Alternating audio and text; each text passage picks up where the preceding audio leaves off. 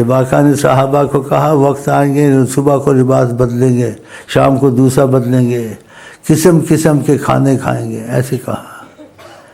تو صحابہ اپنی نیت پر، کیونکہ انہوں معیشت میں بہت تکلیف ہوتی تھی، کمائی ان دنوں میں تو ایسا ہی تھا نا، بہت مشقت تھی روزی،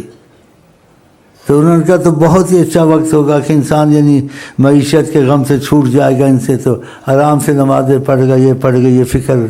جو سی ہر انسان پریشان رکھتی ہے پریشانی دور ہو جائے گی تو سکون سے عبادت کرے گا۔ تو خیر کا لفظ کہا کہ تو بہت اچھا ہوگا، خیر ہوگی۔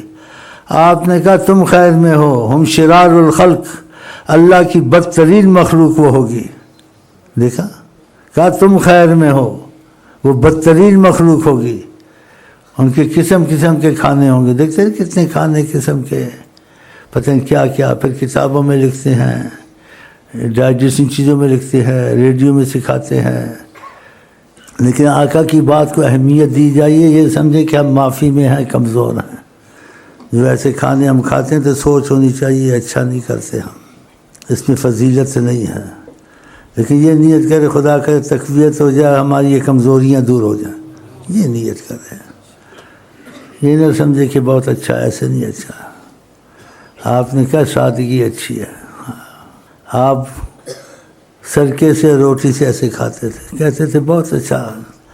سالن ہے، سرکہ بہت اچھا سالن ہے، اس کو روٹی سے لگا کے کھاتے تھے۔